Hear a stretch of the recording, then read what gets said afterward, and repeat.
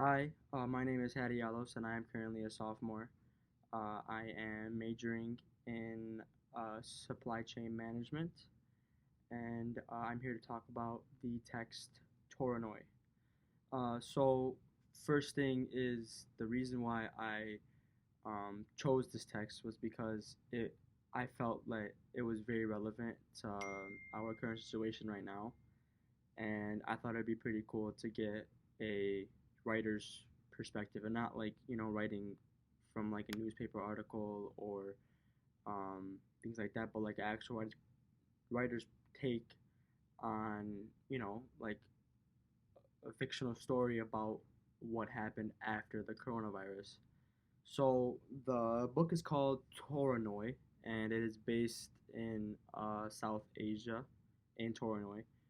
And pretty much what the well actually it's more of like a short story, but what it was created for was um, pretty much what were like the it was like a fictional way of what were like the after effects of the coronavirus, um, and pretty much what happened was they felt or one of the remaining scientists out of 153 people found a vaccine from a gorilla, and he explained it to the president that this is a vaccine that it was very possible that that everything can work and things like that, but there was a risk that the animals would be hurt.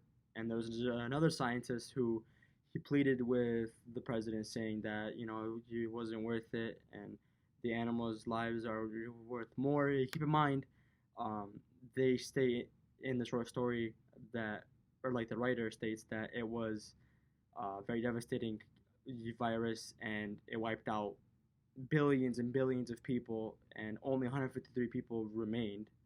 Um, and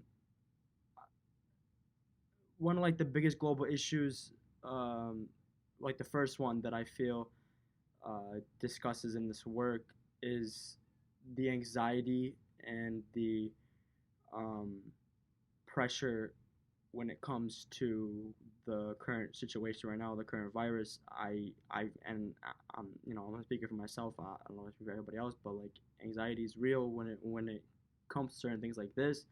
And that short story, when I read it, it was very surreal, because like I mean we're literally living in it, and um, like the issue is due like through all of the fear mongering when it comes to like news articles and news, and it really applies a lot of anxiety to people, especially people who are who had that even before the virus started. And I feel like the author is trying to fear monger in a way, but in a way where like it kind of makes you feel like a little bit better about the situation, because it's not as bad as what the author um, proclaimed in the issue. Um, I believe that the author doesn't really discuss any changes when it comes to like advocating for like the fear mongering with the media, and how the media portrays um, this pandemic and the current situation right now. Like he really makes it seem like how it is right now. Like the media likes to like entail like fear into people, and ma- and it's mostly for views, which is the sad part. And he just kind of like says it. He just does it how it's said, and like he doesn't really have a motive for it. It's just like the whole short story starts off with very few people surviving.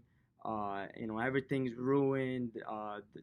There's no resources, no wildlife, no food. It was a struggle, and it's really scary when I read that uh, short story because it was very surreal into what I look at every night when I watch the news or I look up a news article. It's all fear and it's all and it's just really it's a lot of stress on a person.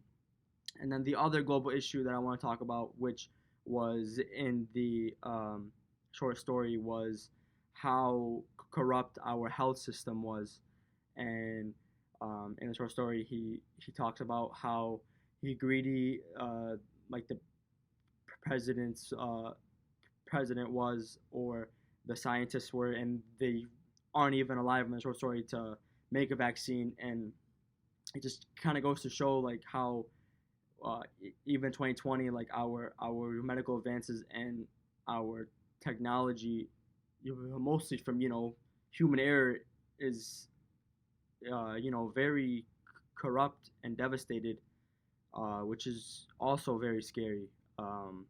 And like he talks about how a vaccine is he created years later after everybody uh, succumbs to this virus, and it's sad because it's the same. I mean, it's happening right now, and it's really scary. And he does it very effectively because the short story is meant to be a very eye-opening, um, you know, take towards the current situation right now, and the way that he presented it was very surreal, and you know it was real. The other two texts that I believe relate to these global issues are the 2014 documentary on the 1918 influenza pandemic in the U.S., which also talks about the media and how they weren't prepared uh, for for the influenza virus, and how everybody just kind of got hit.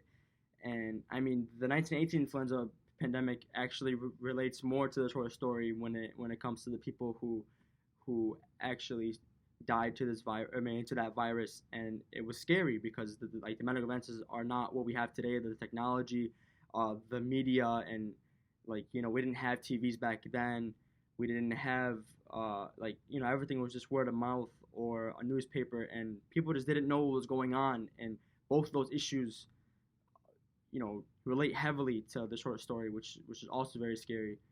And also the short narratives on the 1918 influenza pandemic, because this short story was also based on short on narratives based on Toranoi in South Asia, with these two kids who lost their mother, who was a nurse in the coronavirus pandemic, and they died, and they made a promise to her saying that they would do everything they can to make the world better and a brighter place. But those short narratives were based on true stories and people who actually lived through the 1918 pandemic, and how people just, bodies were in the streets. It was just very scary.